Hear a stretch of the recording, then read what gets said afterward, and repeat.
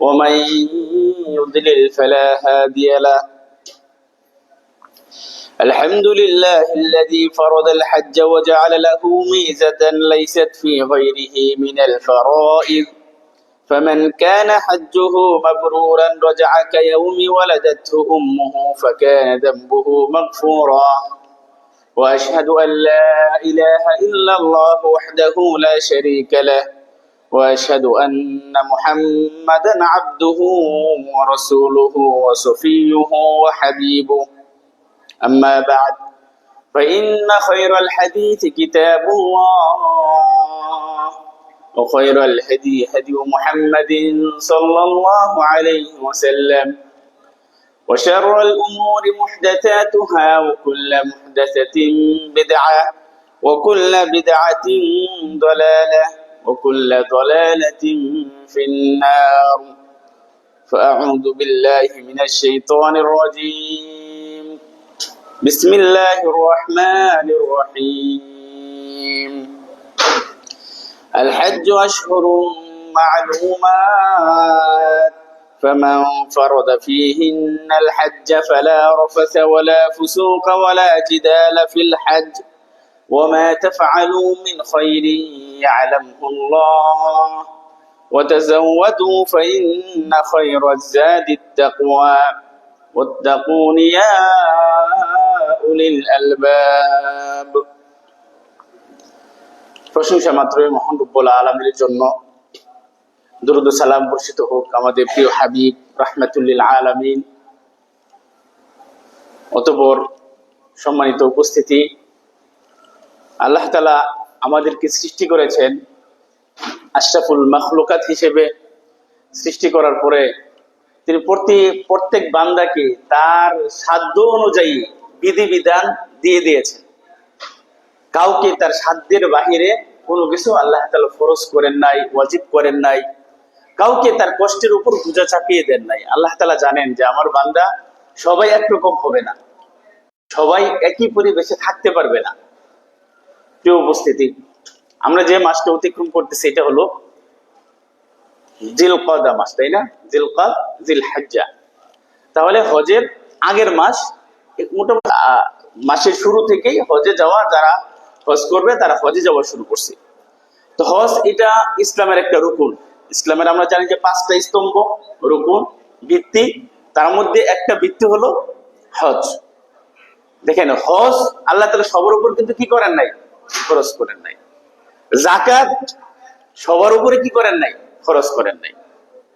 অর্থাৎ যাকাত সবাই দিতে পারবেন, এটা অর্থনৈতিক একটা বিষয়। যার অর্থ আছে, যে পরিমাণ সম্পদ হইলে যাকাত দেওয়া লাগবে, সেই পরিমাণ সম্পদ যদি থাকে তাহলে তার উপর যাকাত ফরজ, অন্যথায় তার উপর কি যাকাত ফরজ না। কিন্তু সিয়াম করার জন্য টাকা লাগবে, টাকা লাগবে না। আপনি সুস্থ শরীর থাকলে আপনি কি সিয়াম পালন করতে পারেন, এটা সবার জন্যই ফরজ। সালাত, এটার জন্য টাকা পয়সা লাগবে, আপনার কোনো কষ্ট হবে না। ধনী গরিব সকলের জন্য এটা কি ফরজ। কিন্তু হজটা অনুরূপ ভাবে শারীরিক এবং আর্থিক। যাকাতটা যার অর্থ আছে তার উপরে ফরজ। কিন্তু হজটা শুধু অর্থ থাকলে হবে না, আপনার শারীরিক সক্ষমতাও লাগবে। আপনার টাকা পয়সা আছে, হজ করার মতো টাকা আছে, কিন্তু আপনি শারীরিক ভাবে দুর্বল, অসুস্থ। মক্কাতে মদিনাতে যাওয়ার মতো আপনার কি নাই? সামর্থ্য নাই, শারীরিক ভাবে আপনার অক্ষম। তাহলে অন্যকে দিয়ে আপনি হজ করাতে হবে। তাহলে হজ এমন একটা বিষয় যে আর্থিক এবং শারীরিক দুইটার সমন্বিত একটা ইবাদত। হজটাকে ধনী গরিব সকলের উপর কি আল্লাহ তাআলা ফরজ করেছেন? এটা তো ফরজ আমরা জানি, কিন্তু সকলের উপরে কি ফরজ? সকলের উপরে ফরজ করেন নাই। এই জন্য আল্লাহ তাআলা জানেন তার বান্দার জন্য, যার জন্য যেটা উপযুক্ত তাকেই সেটা দিয়েছেন, যার জন্য যেটা উপযোগী না তাকে সেটা দেন নাই। এখন আপনার উপর যদি হজ ফরজ হয়ে থাকে, তারপরেও যদি আপনি হজ পালন না করেন, ইসলামের একটা রুকুন যদি আপনি না মানেন, এটার জন্য অবশ্যই আপনাকে কি করতে হবে? জবাবদিহি দিতে হবে। এটার জন্য আপনি গুনাহগার হবেন, এটার জন্য আপনি গুনাহগার হবেন। যেমন আল্লাহ তাআলা বলেন যে ফামান ফারাদা ফিহিন্নাল হাজ্জ ফালা রাফাসা ওয়ালা ফুসুকা ওয়ালা জিদালা ফিল হাজ্জ। হজের যে নির্দিষ্ট কিছু মাস আছে, যে নিজের জন্য হজের জন্য নিয়ত করবে, হজ পালন করার জন্য সে নিয়ত করে ফেলবে, তার জন্য কোনো ধরনের অশ্লীল কাজ, মিথ্যা, কোনো ধরনের ঝগড়া ফাসাদ, পাপাচার থেকে সে বিরত থাকবে। আল্লাহ তাআলা বলেন ওয়ামা তাফআলু মিন খায়রি ইয়ালামুল্লাহ, তোমরা কল্যাণমূলক ভালো যে সমস্ত কাজ করো সেটা কে জানেন? আল্লাহ তাআলা জানেন। হজের কথা যখন আমাদের চলে আসে তখন মনে পড়ে যে কার কথা? ইব্রাহিম আলাইহিস সালাম এবং ইসমাইল আলাইহিস সালাম। হজের যে কার্যক্রম, মক্কাতে সাফা মারওয়া দৌড়াদৌড়ি করা, তারপরে পাথর নিক্ষেপ করা, এগুলো কার সাথে সম্পৃক্ত? ইসমাইল এবং ইব্রাহিম আলাইহিস সালামের সাথে সম্পৃক্ত। দেখেন ইব্রাহিম আলাইহিস সালাম বলেন যে রব্বানা ইন্নী আসকাউতু মিন যুররিয়াতি বিওয়াদিন গায়রি যি যার'ইন ইনদা বাইতিকাল মুহাররাম ربنا ليقيموا الصلاة فاجعل أفئدة من الناس تهوي إليهم وارزقهم من الثمرات لعلهم يشكرون। ইব্রাহিম আলাইহিস সালাম তিনি দোয়া করেন, তিনি যতবার দোয়া করেছেন প্রায় শুধু রব্বানা, রব, হে আমার প্রতিপালক, হে আমাদের প্রতিপালক, ইন্নী আসকানতু মিন যুররিয়াতি, আমি আমার বংশধরকে, অর্থাৎ ইসমাইল আলাইহিস সালাম যখন ছোট, তার স্ত্রী এবং ছোট বাচ্চাকে যখন তিনি রেখে যান, যেখানে কোনো বাড়িঘর নাই, কোনো খাবার নাই, কোনো পানি নাই, ফসল বিহীন একটা এলাকা, জনমানবহীন একটা এলাকা, কি জন্য রেখে গেছেন? আল্লাহ তাআলার হুকুমকে বাস্তবায়ন করার জন্য, আল্লাহ তাআলার সন্তুষ্টি করার জন্য। তিনি বলেন যে ইন্নী আসকানতু মিন যুররিয়াতি বিওয়াদিন গায়রি যি যার'ইন, যে এমন একটা জায়গাতে আমি আমার বংশধরকে সেখানে কি করলাম, মানে বসতি স্থাপন করলাম, যে সেখানে কি এমন একটা উপত্যকা যেখানে কি নাই, ফলমূল নাই।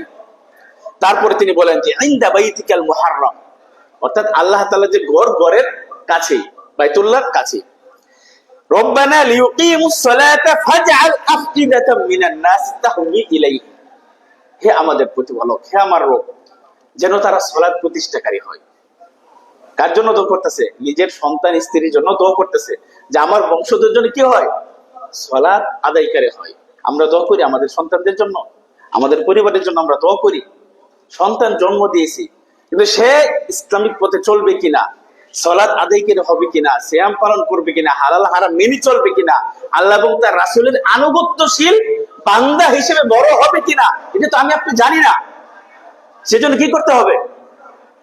ইব্রাহিম আলাইহিস সালাম যেমন দোয়া করেছেন তার সন্তানের জন্য, তার বংশধরের জন্য, পরবর্তী প্রজন্মের জন্য, এটা আমাদের জন্য শিক্ষা। আমরাও আমাদের পরবর্তী প্রজন্ম যারা আসবে তাদের জন্য যেন আমরা কি করতে পারি, দোয়া করতে পারি। আজকে আপনার সন্তান ভালো আছে, কিন্তু আপনার নাতির ঘরের প্রতি তারা তো পাপাচারে লিপ্ত হতে পারে, অন্যায় কাজে জড়িয়ে যেতে পারে। তাদের জন্য আমাদের কি করতে হবে? দোয়া করতে হবে, যেভাবে ইব্রাহিম আলাইহিস সালাম দোয়া করেছেন। প্রিয় ভাইরা, তাহলে ইব্রাহিম আলাইহিস সালামের কথা এসে যায়। আল্লাহ তাআলা বলেন যে ওয়াযদিন ফিন নাসি বিল হাজ্জি, ইব্রাহিম আলাইহিস সালাম উদ্দেশ্য করে বলেন যে তুমি ঘোষণা দাও হজের জন্য, হজের জন্য তুমি মানুষের মাঝে তুমি ঘোষণা করে দাও, প্রচার করো। অন্য জায়গায় আল্লাহ তাআলা বলেন ওয়ালিল্লাহি আলান নাস হিজ্জুল বাইতি মান ইসতাতাআ ইলাইহি সাবিলা, আল্লাহ তাআলা তার উপর হজ ফরজ করেছেন যার হজ আদায় করার মতো কি আছে, সামর্থ্য আছে। অর্থাৎ আপনি বাংলাদেশে একজন মানুষ, আপনি বাংলাদেশ থেকে মক্কাতে হজের সকল কার্যক্রম কোথায়? মক্কাতে। মক্কাতে যাওয়া আসার যে খরচ, আপনার পরিবারকে খরচ, এই 1 মাস 1.5 মাস যতদিন আপনি থাকেন, পরিবারের খরচ বহন করার পরে আপনার আসা যাওয়া, সেইখানে যে খরচ হবে, এই পরিমাণ সম্পদ যদি আপনার থাকে তাহলে আপনার উপর কি হজ খরচ। আজকে আমাদের অনেকেই আছে তার উপর কি হজ খরচ, কিন্তু আমরা হজ কি করি না, আদায় করি না, আমাদের গুরুত্ব দিই না।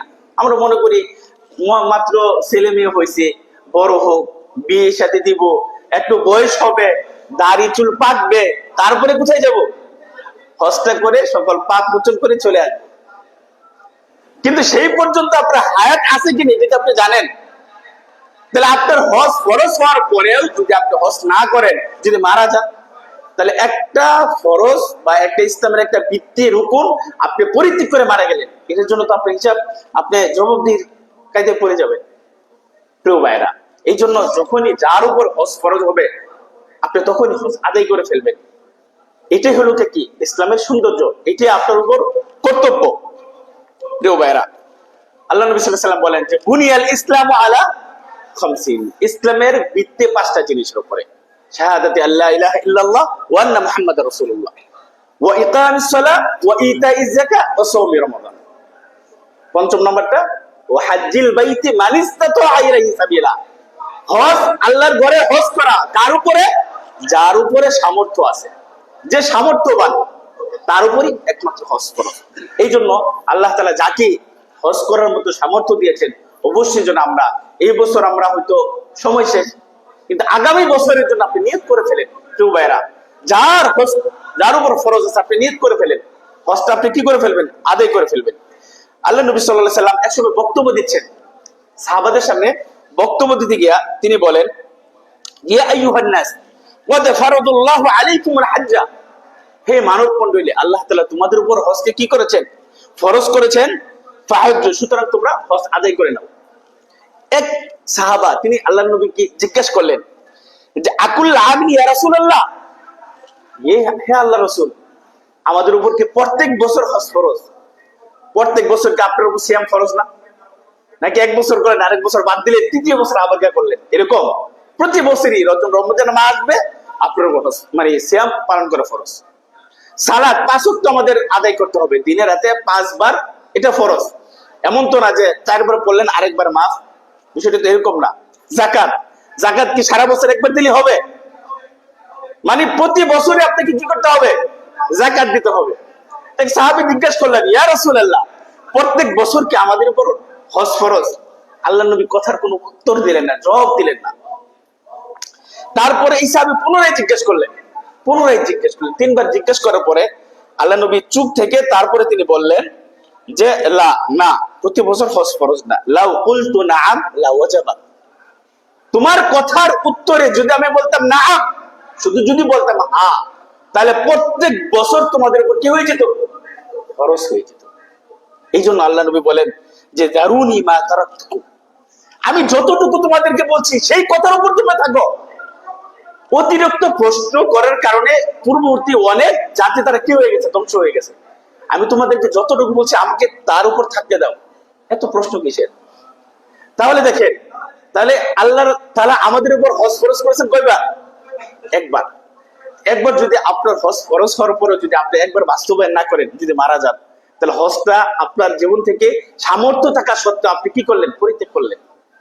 এই জন্য আল্লাহ তাআলা যাকে যে সামর্থ্য দিয়েছেন, যেন আমরা হজটা অবশ্যই মানে পালন করি। আমরা কেউ গুনাহের বাইরে না, মানুষ মাত্র ভুল করবে, বনি আদম তারা ভুল করবে, তাদের মধ্যে তারাই উত্তম যারা তাওবা করে, তাই না? যারা তাওবা করে। এই জন্য এই হজ ফরজের পরে হজের অনেক ফজিলত আছে। আল্লাহ রাসূল সাল্লাল্লাহু আলাইহি ওয়াসাল্লাম তিনি বললেন যে আল হাজ্জুল মাবরুরু লাইসা লাহু জাযাউন ইল্লাল জান্নাহ, যদি হজটা কবুল হয় তার প্রতিদিন একমাত্র কি? জান্নাত। সুবহানাল্লাহ, একমাত্র প্রতিদিন হলো জান্নাত, যদি মাকবুল হজ হয়। রাসূল সাল্লাল্লাহু আলাইহি ওয়াসাল্লাম অন্য হাদিসে তিনি বলেন যে যখন কোনো ব্যক্তি মান হাজ্জা হাযাল বাইতা ফালাম ইয়ারফুত ওয়ালাম ইয়াফসুক, যখন কোনো ব্যক্তি আল্লাহর ঘরে হজ করবে, সে পাপাচারে লিপ্ত হবে না, অন্যায় কাজে লিপ্ত হবে না, সে এই মক্কা থেকে কিভাবে ফিরবে? রাজা কায়াউমি ওয়ালাদাতহু উম্মুহু, আল্লাহ নবী সাল্লাল্লাহু আলাইহি ওয়াসাল্লাম বলেন যে সেই ব্যক্তি হজ করার পরে যখন কোনো মানুষ আমরা জন্ম গ্রহণ করি, মায়ের পেট থেকে যখন কোনো সন্তান ভূমিষ্ঠ হয়, তার কোনো কলঙ্ক থাকে, কোনো পাপ থাকে, কোনো গুনাহগারে লিপ্ত থাকে, সেই বাচ্চারা যেমন নিষ্পাপ, অনুরূপ ভাবে হজ আদায় করার ভাবে সেই ব্যক্তি একজন বাচ্চা প্রসব করার মতো সে এই মক্কা থেকে ফিরে আসবে, যেমন ভাবে সে নতুন যেন ভূমিষ্ঠ হচ্ছে। সুবহানাল্লাহ। এই জন্য হজটা অবশ্যই যেন আমরা করে ফেলি ভাইয়েরা। হজটা কিন্তু সহজ কাজ না। হজ এই যে বাংলাদেশ থেকে যারা 30 দিন 40 দিন থাকে, 45 দিন থাকে, কিন্তু হজের কার্যক্রম মাত্র কয় দিন? মাত্র 5 দিন। এই 5 দিনের যে কি কষ্ট, যারা হজ করছেন তারা বুঝতে পারবে। আপনি মনে করলেন যে হজে গেলাম, টাকা আছে, না, হচ্ছে শক্তি দরকার। আপনার মিনা থেকে আপনার যাইতে হবে আরাফা, অনেক সময় হাইটে যেতে হয়, গাড়ি পাবেন না। আরাফা থেকে মুজদালিফা আসতে হবে, এমন ভিড় লাগে। আপনি আরাফা থেকে মুজদালিফার দূরত্ব ধরেন 4 থেকে 5 কিলোমিটার, হেঁটে যদি আপনি আসেন 2 থেকে 2.5 ঘন্টা লাগবে। আর যদি আপনি বাসে আসেন এমনও সময় লেগে সারা রাত লেগে যায়, সকাল হয়ে যায়, তারপরে বাস যে জায়গায় আছে সেই জায়গায় স্টপ থাকে, লড়তে পারে না, হাজার হাজার বাস। তাহলে এই যে আপনি আরাফা থেকে মুজদালিফা আসবেন, যদি আপনার আসার মতো সেই শারীরিক সক্ষমতা না থেকে আসতে পারবেন? এই মুজদালিফা থেকে আবার আসতে হবে কোথায়? মিনাতে পাথর মারার জন্য। পাথর মারার পরে আপনাকে আবার আসতে হবে মক্কায়। অধিকাংশ মানুষ হাইটে হাইটে আসে, সেখানে গাড়ি পাবেন না আপনি। এই যে হাঁটার যে দূরত্বটা, আপনার শারীরিক যদি সক্ষমতা না থাকে, তাহলে হজ আপনি আদায় করতে পারবেন। টাকা আছে, হুইল চেয়ার দিয়ে আপনাকে অনেকে করে নেবে, বা হয়তো অন্যের মাধ্যমে একটা কাজ করে ফেললেন, কিন্তু হজটাকে পরিপূর্ণ হবে? আপনি টাকা দেয় যখন হজ করবেন, হজটা যেন নিজে সকল কার্যক্রম যেন বাস্তবায়ন করতে পারেন, সেইভাবে আমাদের হজ আদায় করা উচিত। এই জন্য আল্লাহ তাআলা আমাদের ভাইদেরকে যাকেই সামর্থ্য দিয়েছে, যেন নিজে তৃপ্তি সহকারে যেন আমরা হজটা পালন করতে পারি, হজের সকল কার্যক্রম যেন আমরা বাস্তবায়ন করতে পারি। আল্লাহ তাআলা আমাদেরকে সেই তৌফিক দান করুন। হজটা যার উপর ফরজ হয়েছে, এটার কোনো বিলম্ব নাই। যদি আপনার যে সমস্ত শর্ত আছে এগুলো যদি বাস্তবায়ন আপনার থাকে, তাহলে হজ আপনাকে তখনই করে ফেলতে হবে। অনেক মানুষ বিদেশ থেকে যারা আসে, তারা অবিবাহিত, হজ তার উপর ফরজ, যুবক যুবক পোলাপান হজ করতে আসতেছে। কিন্তু আমাদের দেশ থেকে যারা বা এই যে ভারত উপমহাদেশ থেকে মানে অধিকাংশ বৃত্ত, জানেন, এই হোটেল থেকে যে মক্কাতে এসে কাবা ঘরে এসে যে একবার সালাত আদায় করলে 1,00,000 সালাতের চাইতে বেশি, মানে 1,00,000 সমপরিমাণ নাকি, কিন্তু এই হোটেল থেকে মক্কাতে এসে সালাত আদায় করতে পারে না, হাইটে আসতে পারে না, পীরের ঠেলায় কোথায় সালাত পড়বে। কিন্তু যদি আপনার শক্তি সামর্থ্য থাকে, যেখানে চাপলেন নামাজের সমস্যা দাঁড়ায় গেলেন। এই যে বয়স্ক অবস্থার পরিণতিটা এরকম হয়, রাস্তা হারায় ফেলে, হোটেল চিনে না, এক জায়গা থেকে যে থেকে আরেক জায়গায় চলে যায়, সন্তানেরা টেনশন, এই যে অবস্থায় কি যে একটা পরিবেশ তৈরি হয়। এই জন্য আমার যেটা পরামর্শ থাকবে, আল্লাহ তাআলা যাদেরকে হজ আদায় করার মতো সামর্থ্য দিয়েছেন, প্রিয় ভাইরা, আল্লাহ তাআলা আপনাদের সকলকে হজ আদায় করে তৌফিক দান করুন। আল্লাহুম্মা আমিন।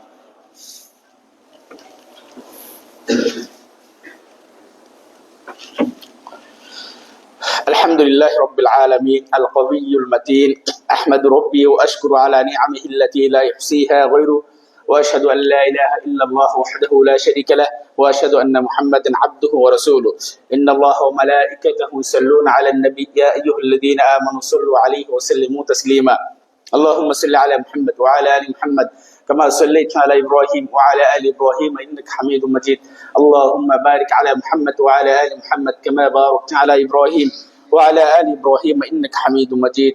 اللهم ارض عن الصحابة أجمعين، وارض عن الخلفاء الراشدين المهديين أبي بكر وعمر وعثمان وعلي، وعن العشرة المبشرين بالجنة يا أرحم الراحمين. اللهم أعز الإسلام والمسلمين، اللهم أعز الإسلام والمسلمين وأذل الشرك والمشركين. اللهم إنا نسألك أن تغفر لنا ما قدمنا وما أخرنا وما أسررنا وما أعلنا وما أنت أعلم به منا، أنت المقدم وأنت المؤخر، لا إله إلا أنت. اللهم إنا نسألك يا ذا الجلال والإكرام، ربنا آتنا في الدنيا حسنة وفي الآخرة حسنة وقنا عذاب النار. ربنا ظلمنا أنفسنا وإن لم تغفر لنا وترحمنا لنكونن من الخاسرين. إن الله يأمر بالعدل والإحسان وإيتاء ذي القربى وينهى عن الفحشاء والمنكر والبغي يعظكم لعلكم تذكرون. فاذكروا الله يذكركم واشكروه على نعمه يزدكم ولذكر الله تعالى أكبر. الله يعلم ما تصنعون.